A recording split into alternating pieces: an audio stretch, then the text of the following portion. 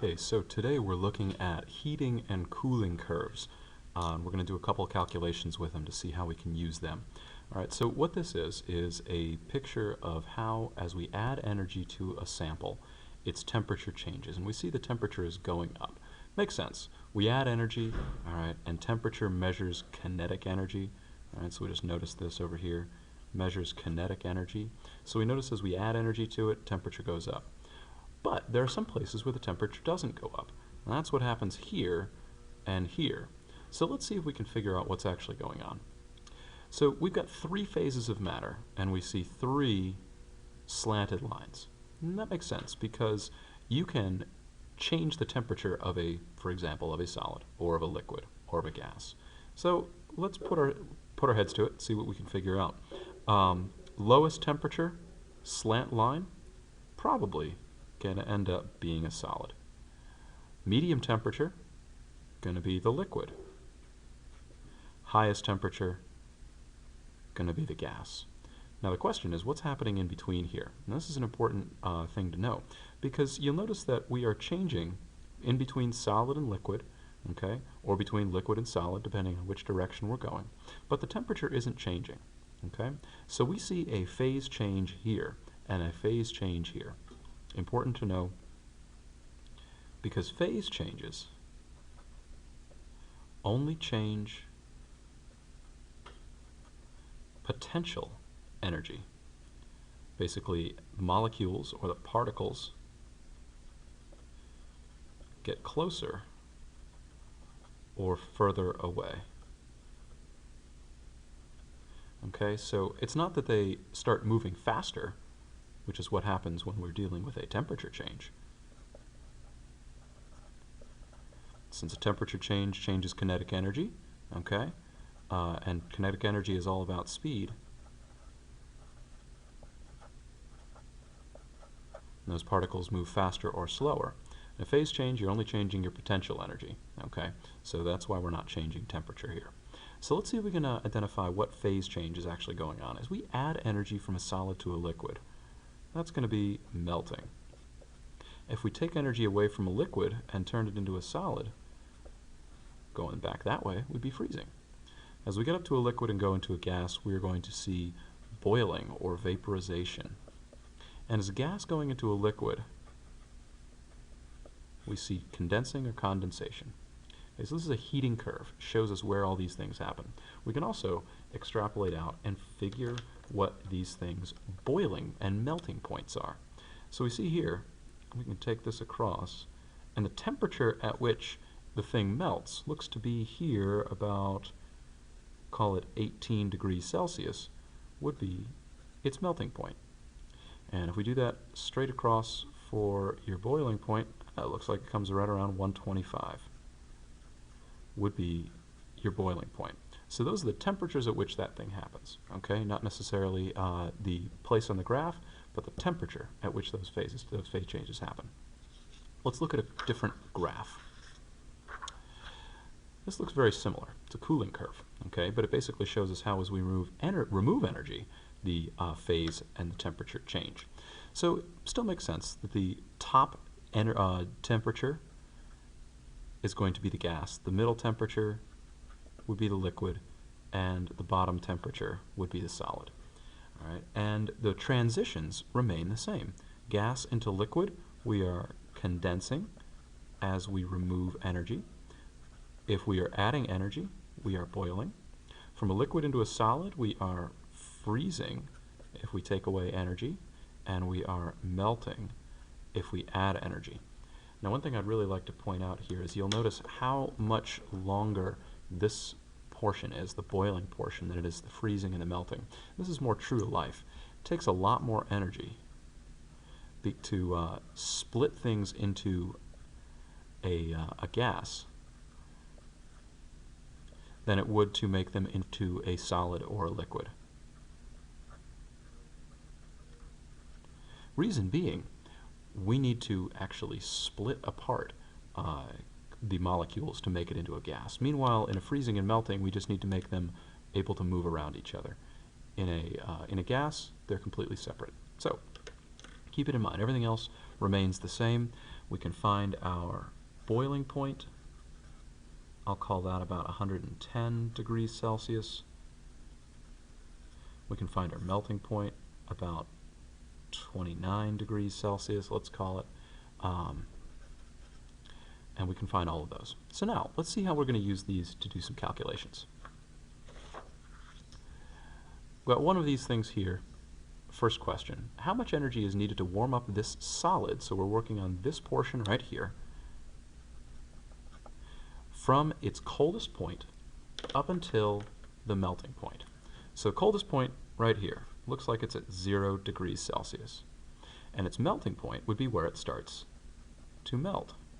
So temperature here looks like about 45 degrees Celsius. Okay? So we're trying to change its temperature. We're trying to warm it up. That means we're dealing with a Q equals m times Cp times delta T problem. Well, we need a Cp and we need a mass, so here's your 15.0 grams. Here's your Cp, 0.965 joules per gram degree Celsius. The only thing left is to find the delta T. We're going from 0 degrees up to 45. So our delta T is the 45 minus the 0, and that's going to give us 45 degrees Celsius is our delta T. All we've got to do at this point is plug everything in, and let's see what we get. Okay, so you've got 15 grams times 0.965 joules per gram degree Celsius times 45 degrees Celsius, and you end up spitting out 651.375 joules. And grams cancel, degrees Celsius cancel, joules are left. However, we've only got, in this case, two significant figures. So we've got to cut this thing off, and we round up. Right, so, where we are, we've got 650 joules. Okay? Let's take a look at the second question. Okay? So down here, if the liquid is brought from its boiling point to its melting point, how much energy has been released to the surroundings? Okay, so we have to find both the boiling point and the melting point. Boiling point over here looks like it's about 12 degrees Celsius. Melting point looks like it's about, that's 0 to -8, let's call it -9 degrees Celsius. Okay, so that's about -9 degrees Celsius. So our delta T here, we've got -9 degrees Celsius minus 12 degrees Celsius. When we plug that in, we're really finding the difference between those. 12 has to drop down to 0, and then has to drop down another 9. So our delta T would be -21 degrees Celsius. Okay? Now let's see. If the liquid is brought from its boiling point to its melting point, how much energy has been released to its surroundings? We've got a specific heat. Right. This is the part I missed.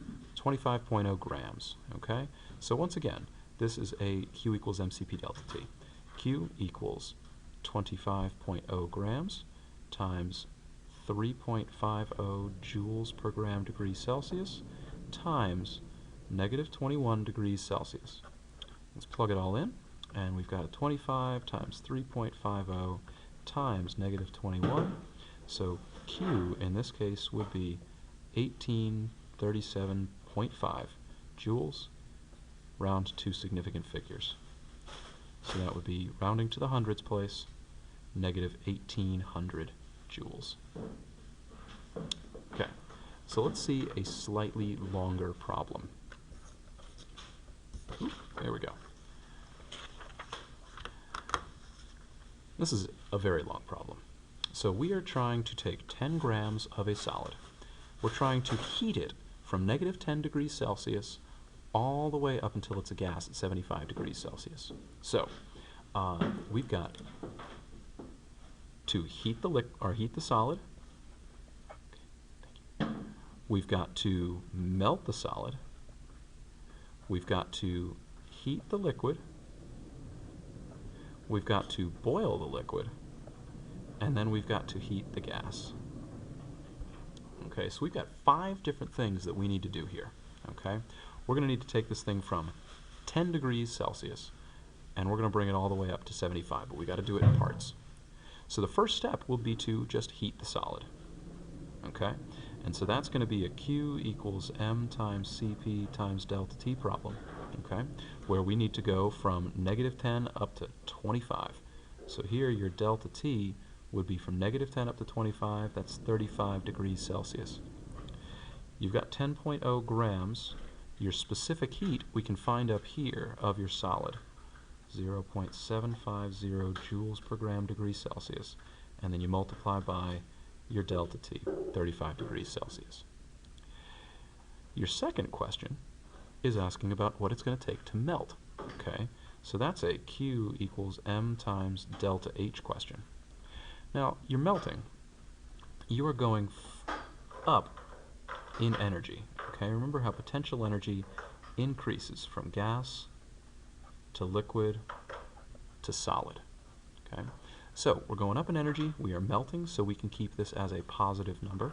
We've again got 10.0 grams times 355 joules per gram. So that's question 1, part 2. Part 3 is heating the liquid. Now, it's another heating question, so Q equals m times Cp times delta T. So we've got, again, 10 grams.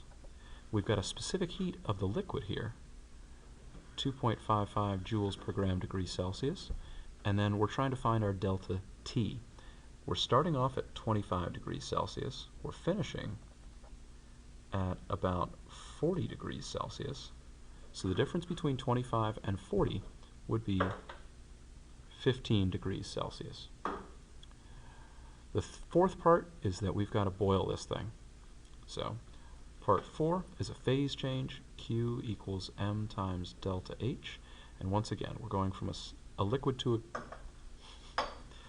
Well, you guys got to yell at me when I do something like that, because we're going from a liquid to a gas and we are increasing in potential energy. All right. Anyway, as we go from your mass to your your enthalpy here, we are boiling this thing, and we are going up in energy from liquid to gas. So we plug that thing in there, 1250 joules per gram. The fifth part is you've got to heat your gas. Okay, you've got to heat this gas up. So we've got, again, a heating problem. Q equals m times Cp times delta T. You're going from, we said, 40 degrees Celsius up to 75.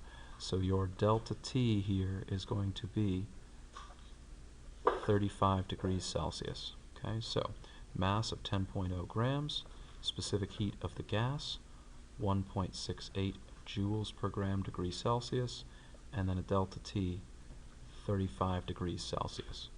What you then need to do, each of these individual 5 parts, find answers, round to the appropriate number of significant figures for each one of them, and then add your all answers together. Okay, so total everything would be your final answer. The amount of energy it takes to get from here up to there, that's 1 step, 2 steps, 3 steps, 4 steps, 5 steps. Add them all up, and we're done.